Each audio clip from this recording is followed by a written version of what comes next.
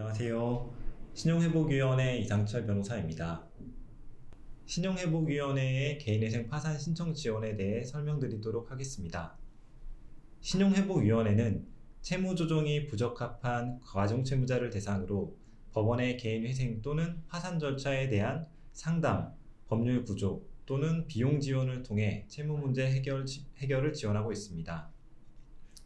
그 특징에 대해서 설명을 드리면 먼저 심층 종합 상담을 말씀드릴 수 있습니다. 채무자분에게 채무조정, 개인회생, 파산 중에서 가장 적합한 제도를 안내를 하고 있습니다.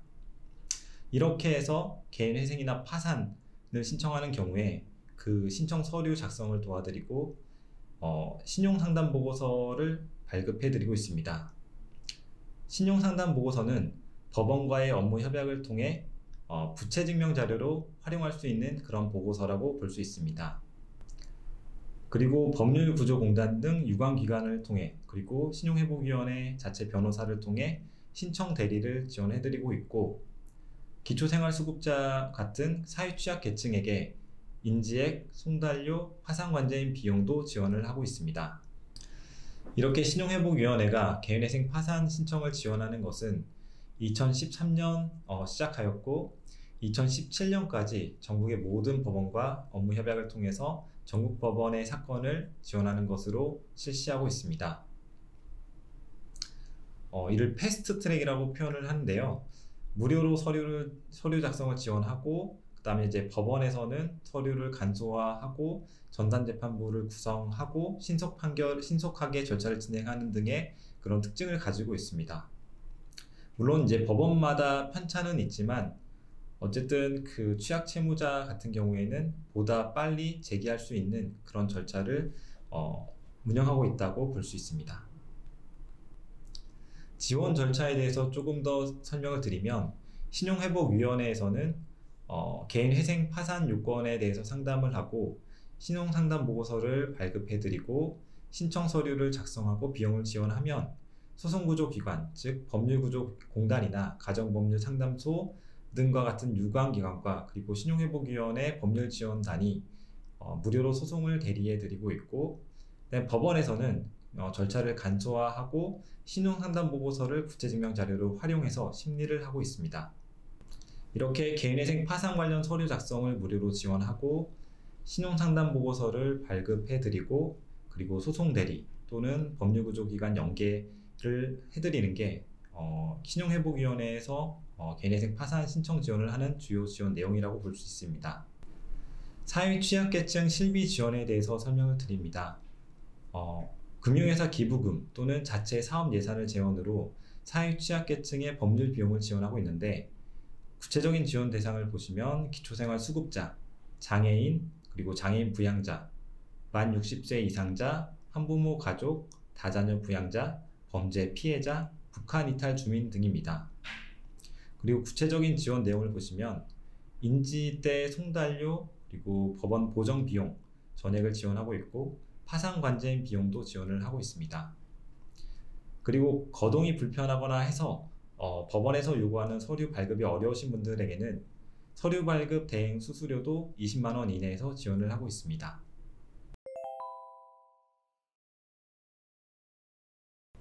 개인 파산 면책 신청 지원에 대해서 설명드리겠습니다.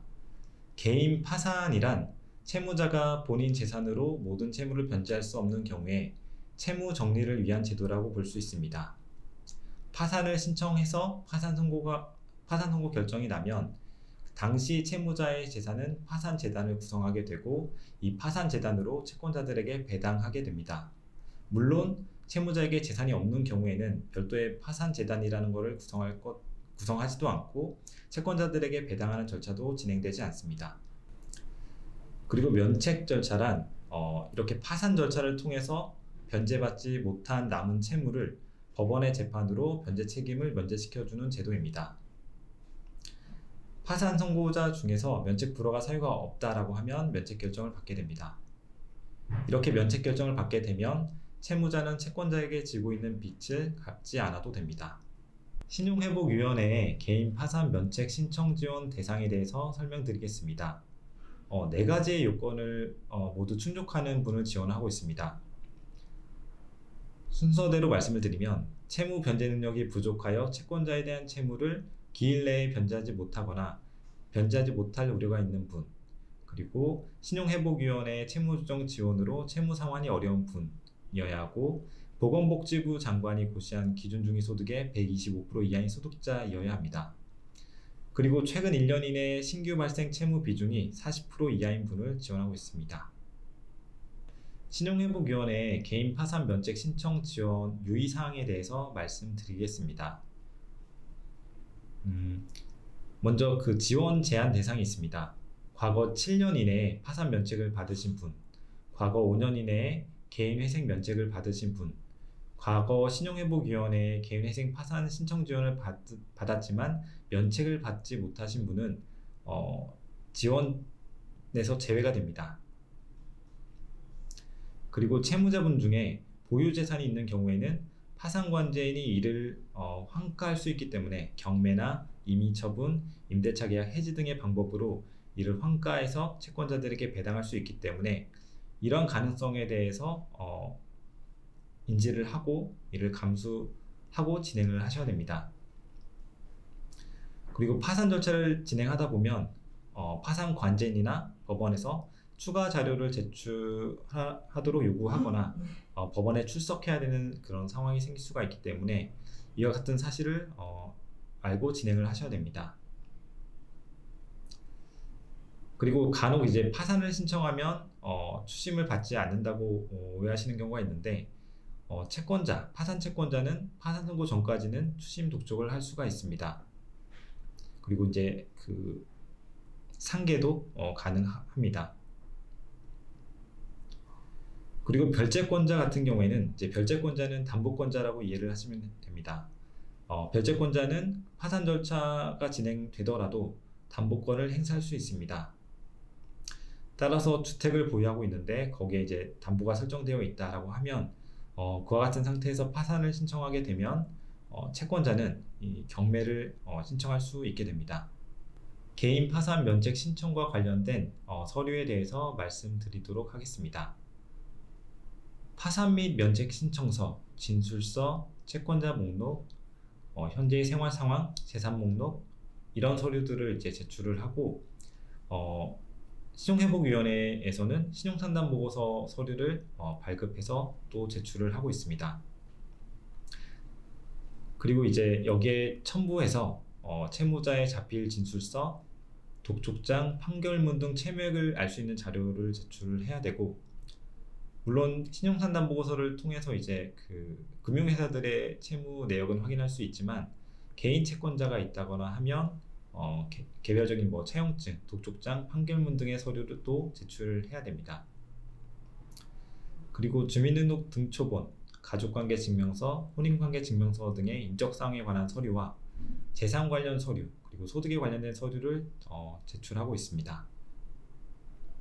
재산 관련 서류나 소득 관련 서류는 여러 가지 서류들이 있는데, 일단 재산 관련된 서류 중에서 필수적으로 제출하는 것은 지방세 세목별 과세증명서입니다. 이 과세증명서에 나온 재산세 부과 내역 등을 보고 자동차세가 있다거나 하면 뭐 자동차 등록 원부를 제출하고, 또 부동산 관련된 내용이 있다라고 하면 등기사항 전부 증명서나 시가증명 자료 이런 것들을 제출하고 있습니다. 그리고 보험가입 내역도 필수적으로 제출해야 되는 서류이고, 거주지 같은 경우에 임대차 하고 있다라고 하면 임대차 계약서도 제출해야 됩니다. 그리고 예금거래 내역도 제출하고 있습니다.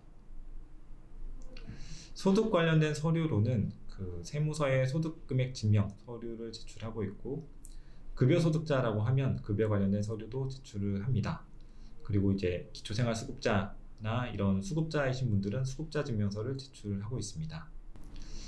법원 절차에 대해서 설명을 드리면, 그 법원 절차 자체의 소요 기간은 이게 사건마다 다르고 법원마다 조금 차이는 있을 수 있는데 통상 6개월에서 1년 정도라고 보시면 됩니다. 더 빨리 나는 경우도 있고 더 오래 걸리는 경우도 있기는 합니다. 먼저 파산 및 면책을 신청하면 이제 법원에서 서면 심사를 하고 파산 선고를 하게 됩니다. 파산 선고를 하면서 파산 관계인을 선임하는 경우도 있고 파산 선고를 하면서 파산 절차를 폐지하는 경우도 있습니다. 실무적으로는 주로 이제 파산 관계인을 선임해서 채무자의 재산을 조사하고 그리고 채무자의 재산을 조사했더니 그럼에도 불구하고 채무자에게 별다른 재산이 없다라고 하면 파산 절차를 폐지하고 이제 면책 심리를 하게 되는 절차가 진행이 되고 반대로 이제 재산을 조사했더니 채무자에게 재산이 있어서 즉 파산 재산이 있어서 이를 환가해서 채권자들에게 배당하는 절차가 진행된다라고 하면 파산 절차 종결로 파산 절차가 끝나고 또 면책 결정을 하게 되는 절차가 진행이 됩니다. 보통은 이렇게 진행이 되고 예외적으로 파산 선고를 하면서 동시에 채무자에게 재산이 없다라고 봐서 파산 절차를 폐지하는 경우도 있습니다. 이건 예외적인 경우라고 볼 수 있습니다. 개인 파산 및 면책의 주의사항으로 비면책 채권과 면책 불허가 사례에 대해서 설명드리도록 하겠습니다. 비면책 채권은 채무자가 면책을 받았지만 특정한 채권에 대해서는 면책의 효력이 미치지 않아서 이거는 이제 변제 의무가 여전히 있는 그런 채권을 의미합니다. 대표적으로 세금을 들 수가 있고 그리고 뭐 근로자의 임금, 그러니까 채무자가 그 어떤 기업체 대표였을 때 또는 그 운영자였을 때 근로자의 임금을 미지급했다라고 하면 그 임금에 대해서는 이게 비면책 채권이기 때문에 파산 면책을 받는다고 하더라도 이거는 별도로 변제를 해야 됩니다. 그리고 채무자가 알고 있는 채권인데도 그 파산 절차에 포함시키지 않은 그런 채권, 악의로 채권자 목록에 기재하지 않은 그런 채권도 비면책 채권입니다. 그리고 양육비도 비면책 채권입니다. 이와 달리 면책 불허가는 면책 불허가 사유가 있는 경우에 아예 면책을 받지 못하는 그런 사유라고 볼 수 있습니다. 대표적인 사례를 들면 그 채권자 목록을 제출하는데 허위의 채권자 목록을 제출하는 경우가 있습니다. 그러니까 비면책 채권에서도 뭐 채무자가 악의로 채권자 목록에 기재하지 않은 그런 채권은 비면책 채권이라고 했는데 그 경우에 그러니까 아는 채권인데도 기재하지 않는다라고 하면 비면책 채권이기도 하지만 면책 불허가 사유에도 해당할 수 있습니다. 그리고 대표적으로는 면책 불허가 사유가 이제 재산을 숨기거나 다른 사람의 명의로 바꾼 다음에 파산을 신청하는 경우,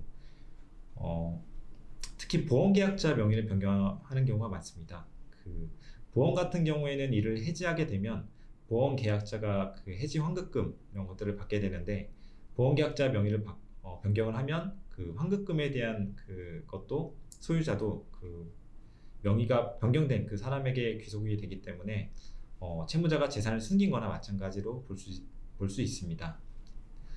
따라서 이런 경우에는 이제 면책 불허가 사유로 면책 불허가 결정을 받을 수가 있습니다.